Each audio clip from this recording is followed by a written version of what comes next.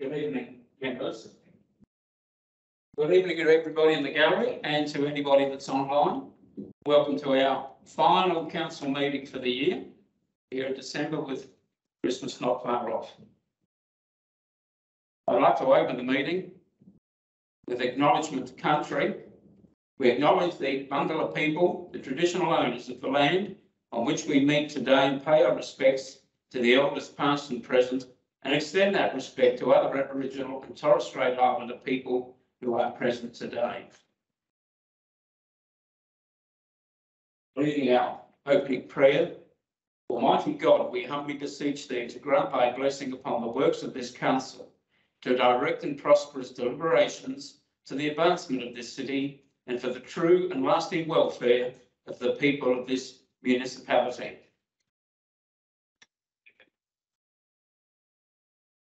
Can I ask those of you who wish to stand for our victory notices and then our traditional minute silence? Mary Retallick, Jennifer Payne, Rodney Gregg, Jonathan Hale, Royce Babbage, Roma Creever, Janice Jewett, Donald Atkinson, Peter Larking, and Frederick Wees.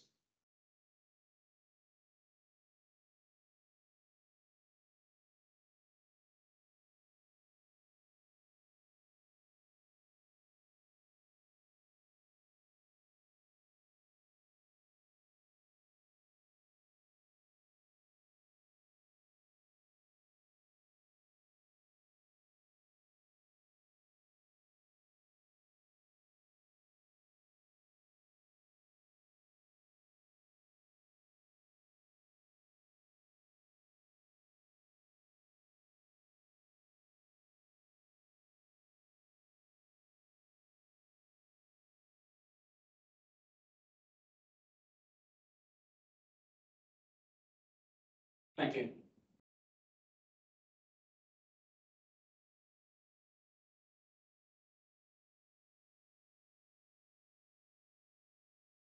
We have one apology tonight, that's Councillor Todd. We have no leave of absence, and everyone else is here. Moving on to item 5.1, conflicts of interest. Call for anybody that may think they have a conflict of interest. Yes, Councillor Knox. I have a perceived conflict of interest in regard to the community grants. I am chair of chair of Triple Y. Not Triple Y anymore, just Triple Y. Councillor. Councillor Westerman. I have two perceived conflict of interests. One for the community grants, as I have family members of the Whyalla Cycling Club, and the other one is for the Basketball Association, as I have family members that runs one of the clubs. Councillor Pond. Yes, I've got a conflict for the Whyalla Show lease, 13.4.2. I'm the current president of the Whyalla Show, and I'll be leaving the room for that one. And I have a perceived conflict with a community grant. I actually helped with the wellness weekend, and you'll see that my name is actually connected to one of the texts on there. I'm not an executive, I was just helping out, and I'm happy to stay in the room for that one. Councillor Border. I have a conflict of interest with the community grants. I was the organiser of the wellness weekend, and so I'll leave the room for that one. Thank you. 5.2. Do we have any gifts and benefits to declare? Thank you. Item 6. Minutes of the previous meeting. We have a recommendation there that the minutes of the previous ordinary council meeting held on Monday, 28th of November, as per copy supplied, be adopted as a true and correct record of that meeting. I have a mover in Councillor Knox, the secondary Councillor Pond. Through the chair, can I ask a question, please? Certainly. The water supply, 13.11 water supply to Whyalla, that was taken on notice. It's a pretty serious matter. It involved inundation of the Whyalla pump station, power supply to the pump station, and water quality with the floods coming down. And there's nothing in the agenda which explains what, provides an answer or anything, so a bit disappointed about that. Thank you, councillor. Councillor Clover. Yes, I also had a question at the previous meeting regarding the difference between unsightly properties and neglected premises. So I'm yet to receive a response or an explanation as to the difference. Thank you. In that case, we have a motion. There's no further questions or comments. I'll put that motion. Those in favour? Carried. We have no deputations, item 7. We have no petitions under item 8. Item 9, matters adjourned or laid on the table. We have nil. Public question time. So we have nil.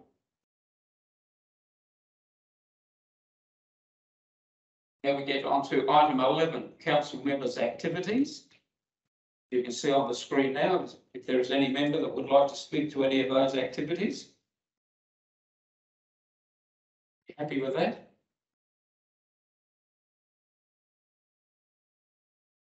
Started the year in a hurry and we're finishing the year in a hurry with a lot of activities there. Item 12, committee reports, there are nil. So we move on to item 13, council officers' reports. 13.1, the Office of the Chief Executive. 13.1.1. Sorry, I've gone on too far. We'll start 13. Yes, sorry, 13.1.1. You wish to speak to anything, CEO? Happy to take it as read and respond to any questions. There are no questions. Will somebody care to move that we receive and note the CEO's action report? Moved Councillor Simpson, seconded Councillor Westerman. There are no further questions. I'll put that motion. Those in favour? Thank you. Carried. 13.1.2 Australia Day Awards, the 2023 judging panel to be determined. You wish to speak to that, CEO or an officer? I believe it's a self-explanatory report. Just need to seek nominations for 2 councillors to be party to the judging panel. Do we have any? Councillor Simpson? I think the last 2 or 3 years, I think Tammy and I have done it for the last 3 years. I'm happy to stay on that panel. I've done it 2 years previous, but I did decline last year to let someone else have a go, and I'm happy to again. Well, in that case, we have 2 people that would like to put their hands up and get involved in this very important job. Yeah, okay. Thank you, Councillor Inglis and Councillor Border. Yeah, I'd like to be involved. Everybody happy with those 2 nominations? Please serve those in the recommendation.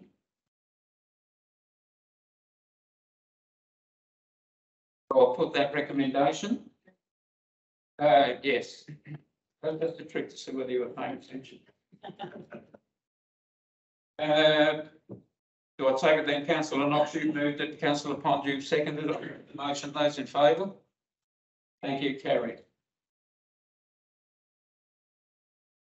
Now I think we've got some procedural type recommendations. 13.1.3, a nomination, if desired, for the South Australian Boating Facility Advisory Committee. Can just note the report under reference.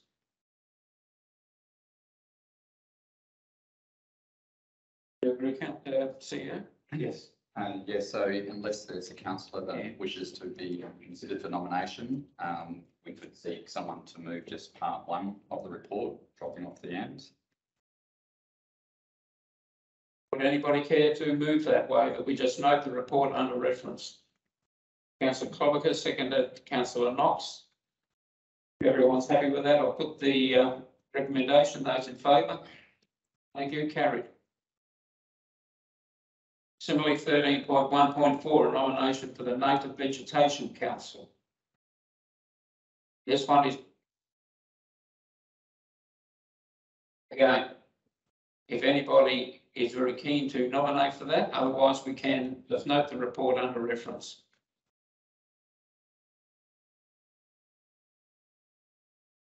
Councillor Simpson. I move to adopt the report. Move Councillor Simpson that we note the report under reference. Do I have a seconder? Councillor Westerman. There's no further questions or comments, so I'll put the motion. Those in favour? Carried. And the final one is 13.1.5, a nomination for the State Bushfire Coordination Committee. Very similar. If you wish to carry on the same line, that we just note the report under reference. I see a mover, Councillor Simpson, seconded Councillor Border. I'll put the motion. Those in favour? Carried.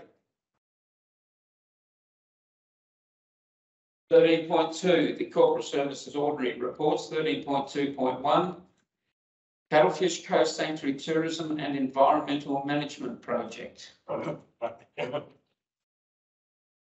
have a recommendation of several parts.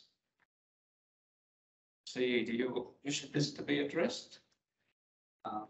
Through the Mayor, it might be worth Robin Mossel maybe just providing just a quick synopsis of what's brought us to this recommendation tonight. This project has been one that's been worked on for some time. So if I could ask Robin just to provide an update, please. Hi, everyone.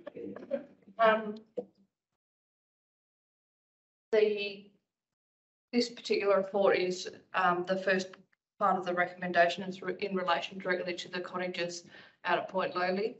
They were due for renewal and upgrade as part of the project, and council received grant funding for that. Council went out to tender some months ago for the 2 cottage upgrade with the 3rd cottage included as well, as designed by the architect, and the price come back at tender at around 2.4 million, which was way over what council had in the budget. So since then we've been working with the primary contractor to get negotiations back down to the point that you see in the report tonight. It means that we no longer have the 3rd cottage option going, which was one between the 2 cottages at this point in time. But we do get the extension of the back living area included in the tender, as well as the full removal of asbestos and replacement of the back gazebo area that's at the back of the site. And the other part of the report is where Grant talks to the funding side of it. He's more that portion of the report.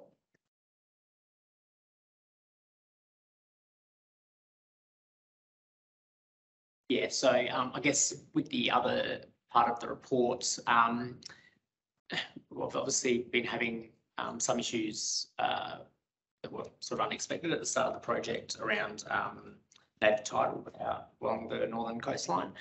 So that was sort of brought to our attention by Crown Lands during the process.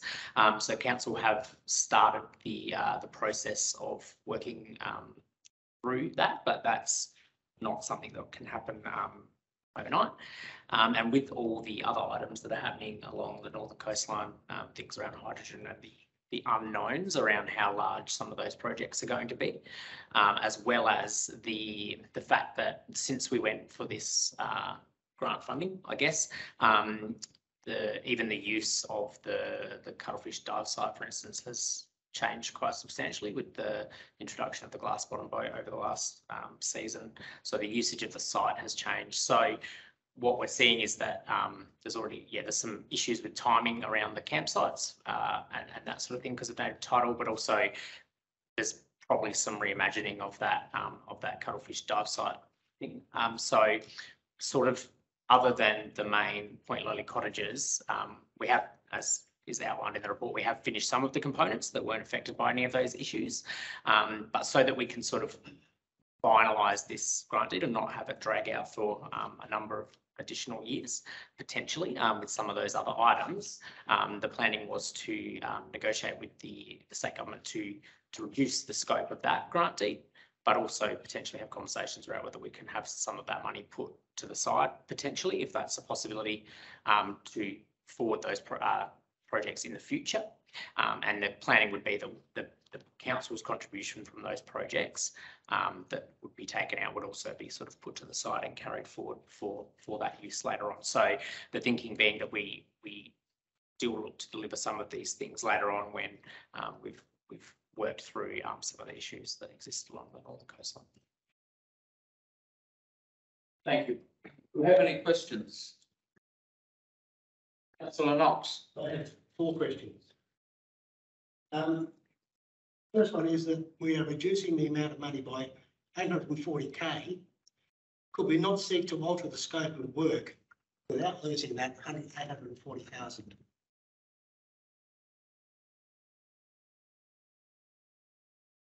Short answer is no, without the funding body agreeing to those changes. What we're seeking, what's recommended that we seek is for the state government to basically quarantine that funding for us to be able to work out what those other elements could be, noting that the hydrogen projects, as well as the success of the Cuttlefish Drive area, and this year, I think lends itself to us looking at other options for that funding. So that is certainly our intent.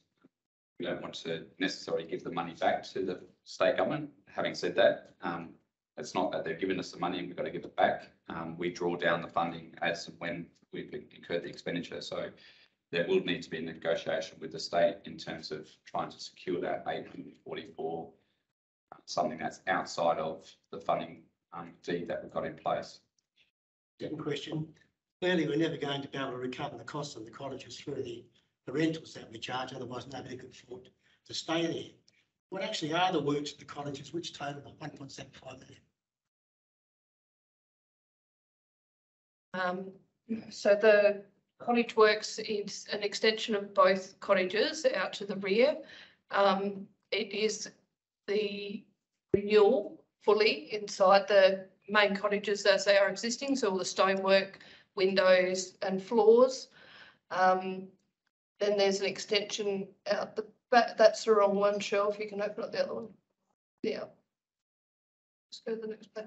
Yeah, so then it's an extension of the living area out the back, which is currently the breezeway, if you can remember, that joins the bathroom to the kitchen. So it's just opening that into an open plan living with a bit of outdoor dining. So it's not and the 4 bedrooms inside. So that's essentially what the scope of it is, and bathroom works. There's also a new septic system out there to make it compliant, and the removal of the building at the back of the site to a removal of the asbestos for that. Okay. Question 3. Page 52 refers to incurred costs of $140,000, which can no longer be claimed against the grant. Why and what were they?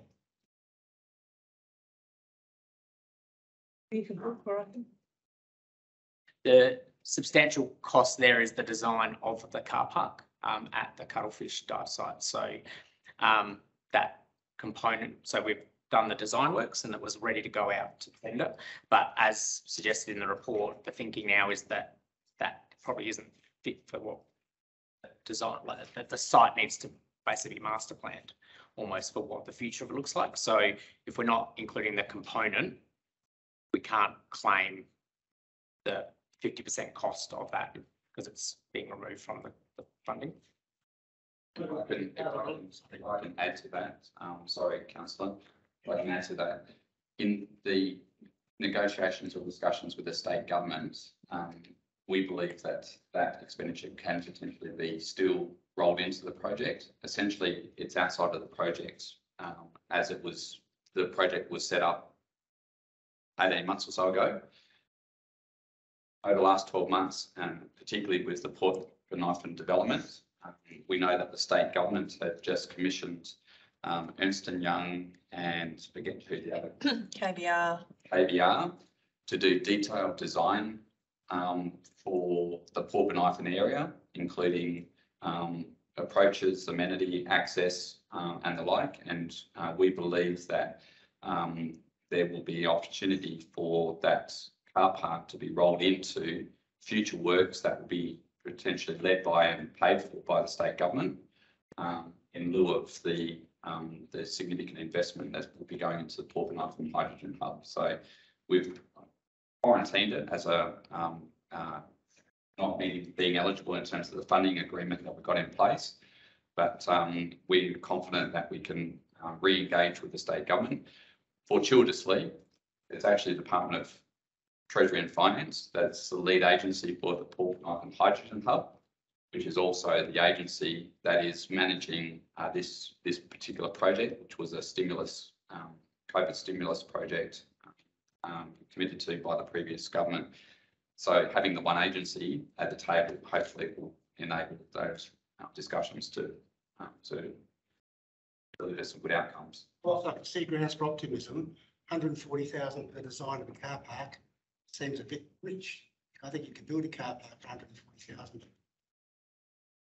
I can say categorically, you can't build a car park for 140,000. And the design costs, we went to tender. I understand that councillors have this perception that it's costing a lot of money to do work in the region. The short version is yes, it is. If you try to do any construction in region at present, you will find that it is an expensive exercise. Just over the last period of time, 40% increase. 40 to 45% increase. Over what time frame? 12 months. So over the last 12 months, there's been about a 40 to 50% increase in the cost of construction in region, construction and design costs. So what you think, you know, in your mind is a very reasonable price for, say, in this case, a design for a car park at 40 or 50%, and you're closer to what the current prevailing market conditions are. Thank you, Councillor. Councillor Simpson. Just, you mentioned 18 months ago about we put this out to tender or put this out for expression of interest. We had 3 interested parties and we appointed one. Are they still involved in this program? When that's gone away from The operator. Yes, she is. We put it through to Geddes and Whyalla, Lincoln, and they are still part of it, and they're still have a professional services agreement with us at the moment to help with the design and layout and setup of the cottage as well, so that it's functional for their purpose at there. So they're still keen to go ahead, which is great. Yep, she was keen whether it was, yep. Councillor Inglis. Councillor Knox asked the questions I was going to ask. I just make the comment that $800,000 a cottage seems a lot of money to refurb something that's already there. And that's just, and having spent a lot of time on those cottages over the journey, it just seems, and I hear what you're saying, Justin, about cost of 800,000 cottage seems like a lot of money to me. You want to be some pretty extensive and fairly decent type of works for that sort of money. Can you maybe just itemize some of the components, in particular the asbestos? Yeah, so in the tender response, the asbestos removal alone was around 230 to 240,000 for that component. The demolition of the back building as well was also part of that cost.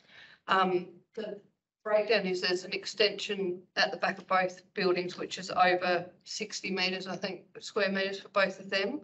But it's the repointing work of the existing stone walls to get that done properly, and the repainting and then all the sanding of the floors. It's quite, it does add up over for the size of the cabins that they are.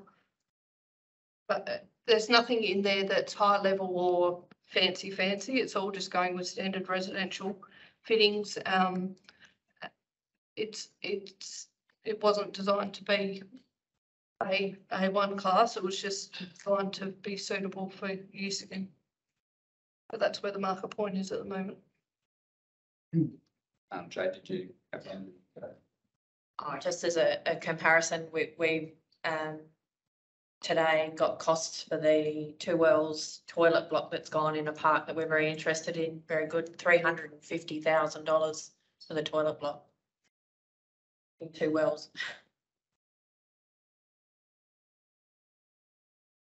Any further questions? Councillor Simpson. Last year, Mayor Stum and myself did a tour of Point Molly and surrounding districts. And they are, I would believe, whatever they say is the cost of going up, because they're disgusting. They are a mess. Oh, we're falling apart. It's each and every. Thank you, Councillor. Councillor Border. Just a quick question. What sort of rent will be charged to families to be able to use the cottages? And I guess the second part of that question, is it looked at as an investment for a return? Is it looked at as an investment to upgrade something that's otherwise going to be condemned? And maybe the third part of that question is it just a service to the community for heritage sake as well, or a combination of all those columns? Combination of all of the above. I'll have to take on notice what the overnight rates are. I can't remember off the top of my head now, but in relation to the financial position of the cottages grant, probably better to speak to them because. Yeah, so the management agreement includes basically a percentage of the total turnover coming back to council, which straight away was a better outcome than how they worked before. So basically we ran them internally, but they were running best break even, probably at a bit of a loss. So we're going from a position where we had to manage it and manage the cleaning and all those sorts of things to now we won't be involved in the day-to-day running, but we get a return.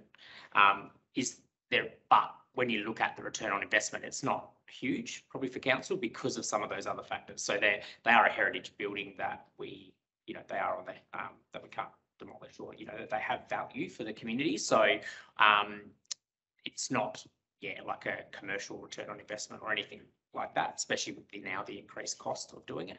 But I guess it was that we were still coming out with something that was better than what we had before.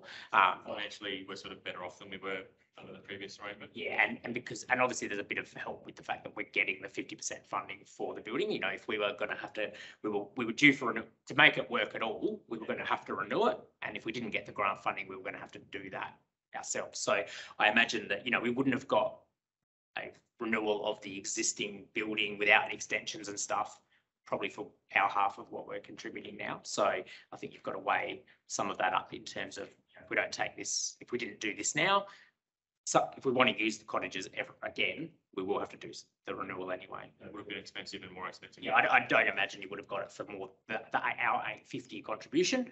We probably wouldn't have got the renewal done for that, knowing that as soon as we go out there, we've got asbestos to work on and those sorts of things, so that they have to be done anyway. Thank you. Councillor Pond. The bungalow people were handed their land rights back about 5 or 6 years ago.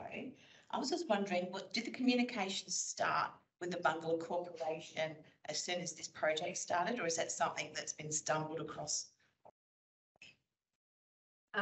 Yes, the conversation to start with the local bungalow people, and along the way we found out that we needed to be talking to their legal team and enter an ILUA, which was the delay we went, because some of the upgrades on the Crown land were come under the Futures Act. Don't quote me on that, but because it invoked that act, that meant that the ILUA was required, which was probably an unknown at that stage, because we sort of felt like we were just replacing like for like, but no, we were in fact triggering that section of the acts, which is why it's come up late in the project. Right, fair amount of discussion there. Do we have any further questions? In that case, if we move back to the agenda, we have a 4-part motion there.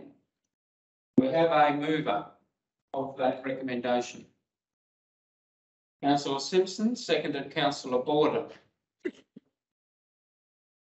I've read it, so I therefore put that recommendation, the 4 parts. Those in favour? Carried. Thank you.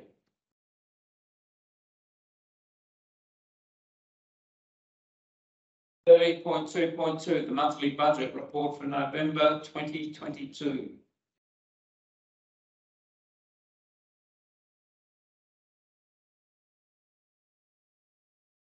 We wish to speak to that CEO or take it as read with any questions?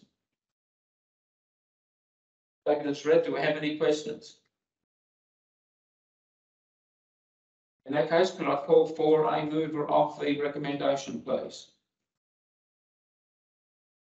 Moved councillor Campbell, seconded councillor Knox. I'll put the motion. Those in favour? Carried. 13.2.3, the annual business plan and budget parameters in process for 2022-23.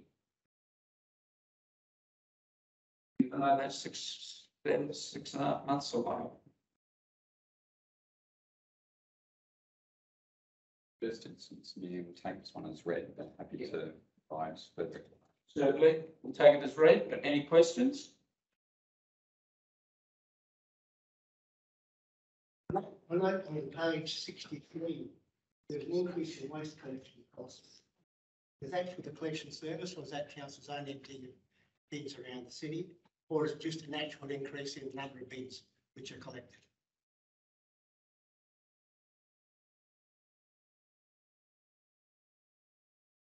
Just been advised that was in the report we've just passed. Okay, sorry. Budget report. Past 67 now, so if there's no questions, somebody care to move the recommendation in item 13.2.3? Move councillor Inglis, seconded councillor Border. I'll put the motion. Those in favour? Carried. Thank you.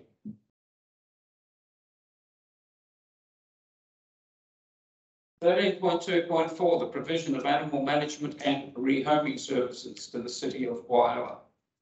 Page 76. We have a recommendation in two parts there.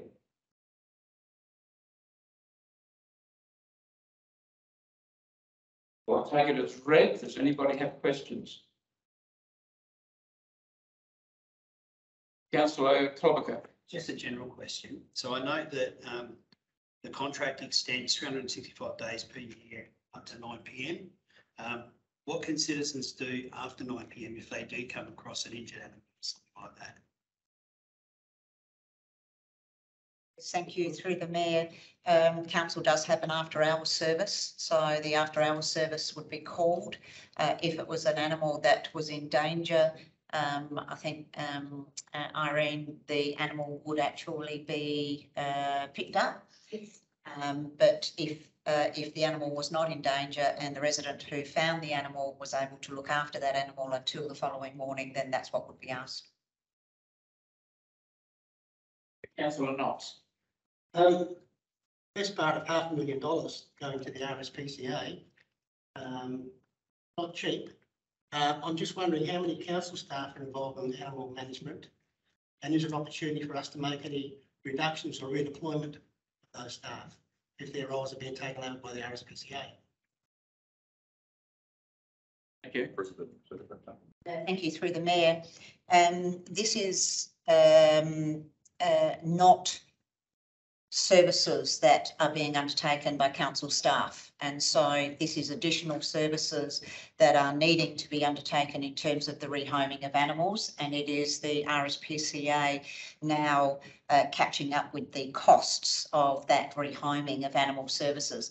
Largely these costs are being derived from the rehoming of cats primarily, and the numbers of cats that there are that do come into the RSPCA's possession, or the cats that have been wandering at large. So in answer to your question, there is no opportunity in terms of council staff and the reallocation of council staff in this perspective, because it is definitely additional services, and definitely additional services that must be provided in order to maintain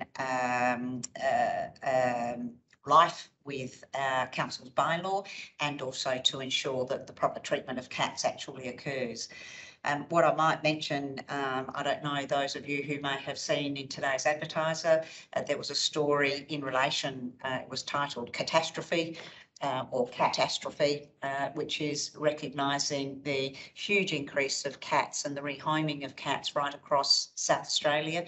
The Dog and Cat Management Act is currently being reviewed, and we will find that all councils right across South Australia will need to be managing cats in the way that the City of Whyalla is currently managing cats. There will be opportunity once that actually occurs for there to be lobbying of the state government to see if the costs can be distributed across the state in a different way for the management of these. But for the moment, Whyalla City Council is at the forefront in terms of cat management, in terms of the relationship and the contractual arrangement that it will have with the RSPCA. There is only one or two other councils that are doing this at the moment, but as we see the changes to the Dog and Cat Management Act that will come into force will require the same sort of management right across the state as soon as those new laws come in. First part of the question was how many staff does council have in animal management? In the regulatory services area, we currently have 2 staff. One who is our officer, our regulatory officer, who not only deals with animal management but also parking and other regulatory services.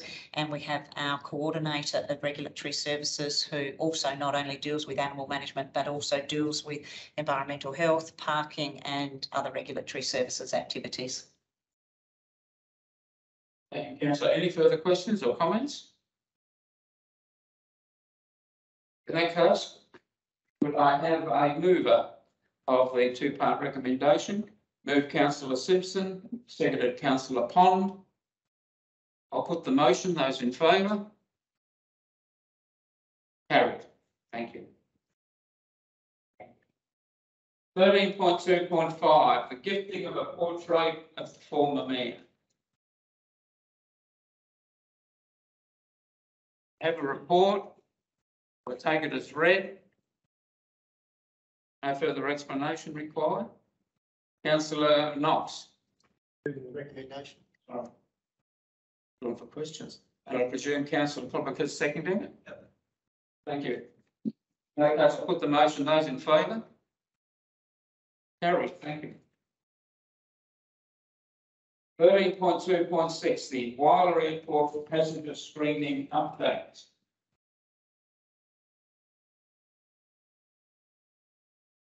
Do you wish to speak to this?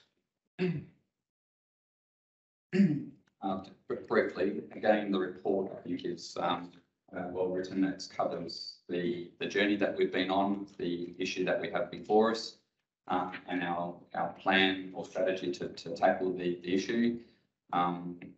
We will be looking to try and engage Federal Minister, the Honourable Catherine King, in a face-to-face meeting, whether that's over Zoom or Teams or in potentially in person. But I think we need to meet with the Minister King. We will be continuing to try and seek state government support as part of our advocacy effort. And we will also be working with a number of other airports that are in a similar situation to Whyalla. So it's not we're not an orphan in this regard. There are 13 other airports around Australia that have the same challenge that we have. Ours is probably just a bit more acute and will come to a head quicker than some of the others. We are working with our current security provider to try and look at the business model for the delivery service, and with a view to trying to reduce the costs associated with security screening. But even with a reduction in cost, it is essentially now an unfunded service beyond 30th of June, which is clearly unsatisfactory. So it's a bit of a work in progress. It's to give councillors and the community that heads up that it is a real issue for us, and one that we are working on as we speak. Thank you, CEO. Do you have any further questions? Otherwise, Knox? Moving it. You're moving it. Do I have a second to Councillor Simpson? And a comment that it is a well-written report. I would support that and very much meant the way it's been put together. And as the CEO said, there is a lot of advocacy still going on and will go on. I'll put the motion then. Those in favour? Carried. Thank you. 13.3. Interesting. Stephen Gray. 13.3.1. Community grants.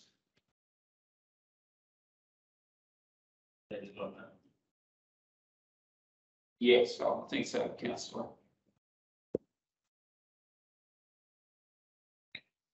No, that's the question. If he's leaving for Whyalla, he didn't have to. He has to leave for the other one. The wellness one.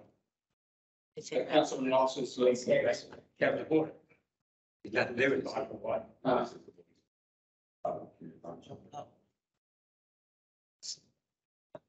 I can, through the chair, both councillors Knox and Border have involvement in two of the groups that are receiving or recommended to receive community grants. And it is the one report and the one resolution to adopt those community grants that both left the meeting. Thank you. Good clarification as usual. Will somebody care to move the recommendation? Councillor Inglis, seconded Councillor Campbell. In that case, I'll put the motion. Those in favour? Carried. Thank you.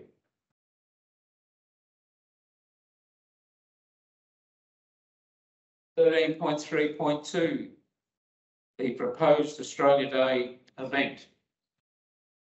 Councillor Guest, it's not too anxious.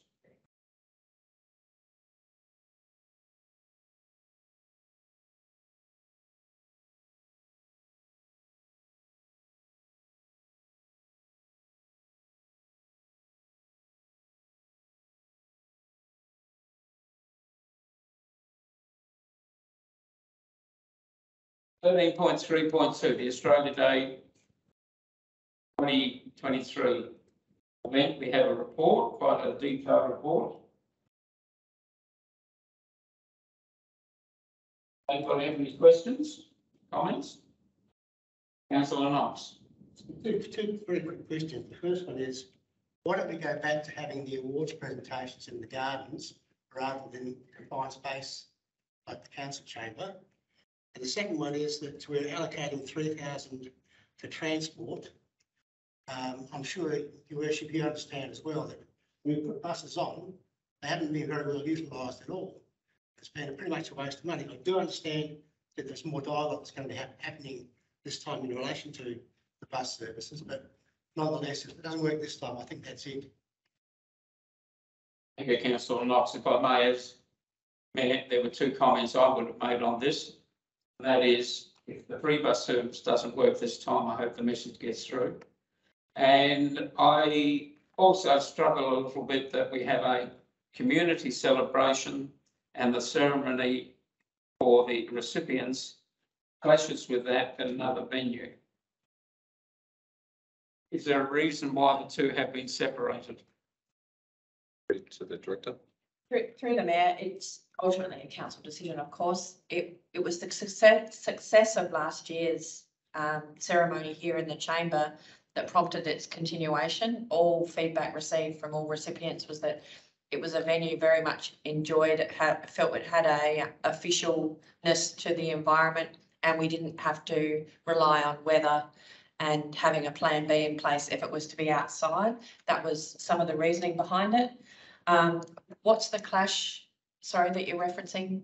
It's on at the same time as the daytime event. So that was just to recognise the rest of the community being able to celebrate in a public manner, supported by Council Australia Day, and to allow that to take place whilst an official ceremony, citizenship ceremony, could take place.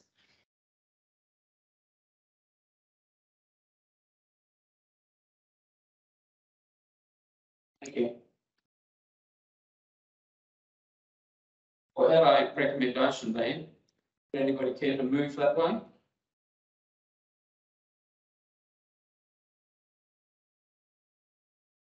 Councillor Border, do I have a seconder?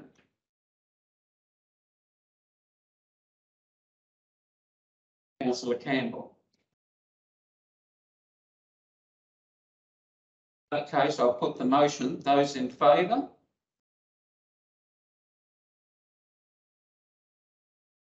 Carried.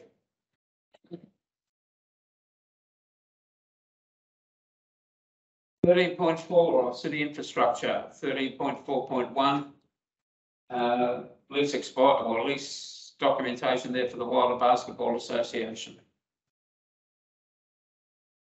Take it as read. Councillor Campbell, are you moving that way? Oh, no. Do I have any questions? If not, I'll call for a mover. Lease for the Basketball Association. Move Councillor Campbell, seconded Councillor Pond. In that case, I'll put the motion. Those in favour? Thank you. Carried. 13.4.2, the lease for the Whyalla Show Society and the Whyalla Sea Rescue Squadron. Thank you, Councillor. You're moving it, Councillor Knox? Councillor Knox move, Councillor Klobuchar seconded. I'll put the motion. Those in favour? Thank you. Carried.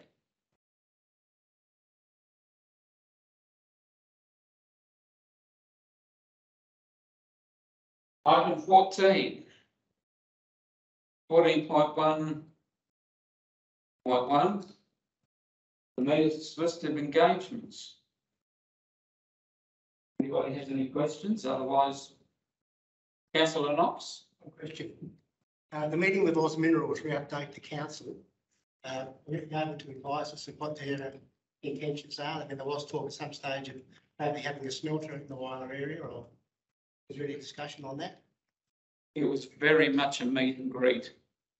As they were passing through, new mayor took the opportunity to call in and just have a very general discussion with myself and the CEO. Yes, certainly. Just add to that, obviously, given the recent announcement by BHP in terms of the takeover of Oz Minerals, that was also raised just to bring it to our attention, given it was very topical.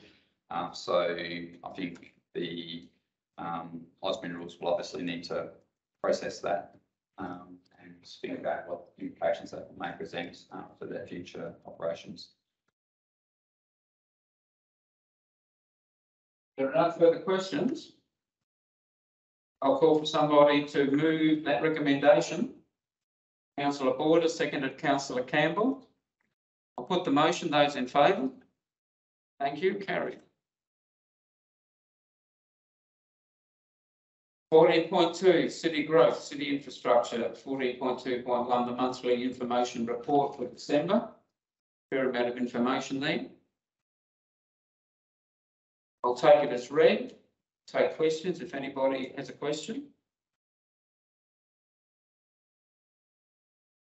Otherwise, I will call for somebody to Councillor Westerman. Move. Councillor Knox seconded. The three-part recommendation there. Put the motion. Those in favour? Thank you. Carried. Item 15. Notices of motion, there are nil. Item 16, questions on notice, there are nil. Item 17, questions without notice. Do we have any questions without notice? Yes, Mr. Mayor, I have a couple. So both these questions were feedback that I received very much from Wayne. So the first one is from the Whyalla Gymnastics Club. They're a not-for-profit organisation run by a dedicated group of volunteers. Formed 7 years ago and now have over 250 gymnasts. They currently utilise South Whyalla Football Club to train, but this location is not ideal. They're in need of a larger space to train with a higher roof for trampolining. They've asked, does the council have available land the club could build upon? Are there any council-owned buildings that may be fit for these purposes? Could the vacant high schools offer an alternative, so Whyalla, Ayr or Stewart? And if so, could the council assist the club to negotiate with the owners of any potential premises? Thank you, Councillor. Second question relates to bus stops at the foreshore. So there are no bus stops at the foreshore. and the current route terminates at the post office in Darling Terrace. This significantly impacts our residents and visitors who don't have transport, are disabled or elderly, enjoy the new jetty, pods and everything else that Foreshore has to offer. So creating access for all residents and visitors alike is important if we are to be an inclusive city. Can the council approach the current public transport operators to extend the current route to include the Foreshore? Thank you, councillor. We will take these on notice. Yeah, through the mayor, given the nature of the questions, we will take those on notice to be able to provide a response. So to bring a response back to the next council meeting. Councillor Border. Question about event fees. So for running an event, there are some stall holder fees if we run the event at our own gardens. And in running the Wellness Weekend and applying for a grant, I just thought it was interesting that I'm applying for an event holder is applying for a grant from the council, and then there are council fees that are charged.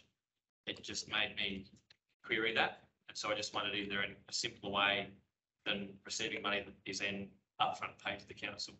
Or what's the reason behind that?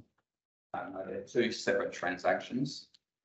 So anyone can apply to run an event in the city, which is one transaction.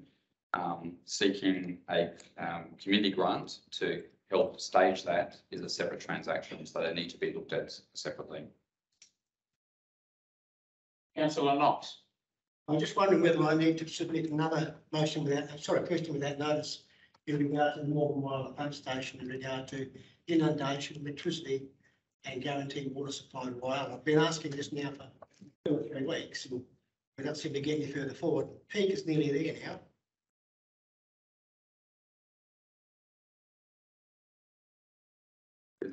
Yes, certainly. Yeah, so thank you for the question again, councillor. I admit it was a bit late, but I did provide an email to councillors late this afternoon on this subject. So we have been in touch with both SA Water and also the Local Government Functional Support Group, which is the peak local government emergency response agency in the state, which only gets usually stood up when there's a state emergency. So SA Water have given us some assurances regarding water quality, but the questions that you've raised about the risk of inundation and the potential loss of power to the power station, we haven't got a definitive response from SA Water to date. However, through the functional support group, we are aware that SAPOL representative is actually responsible for managing the event, as well as the zone emergency management group that is oversighting the preparations. Understand that pump station and the associated infrastructure is critical infrastructure, and obviously as critical infrastructure, all planning will accordingly look to avoid any compromise of that facility. So we haven't got a black and white response from SA Water, 100% guarantee that there won't be any issues, but we've got confirmation from relevant parties that due consideration is being given to ensuring that there is an ongoing supply and that water quality requirements are met. Thank you, CEO. Right, moving on to item 17, 18. Motions without notice. Do we have any motions without notice? Councillor Knox? Sorry. Item 19, consideration of confidential items. There are nil. That brings us to item 20, the close of the meeting.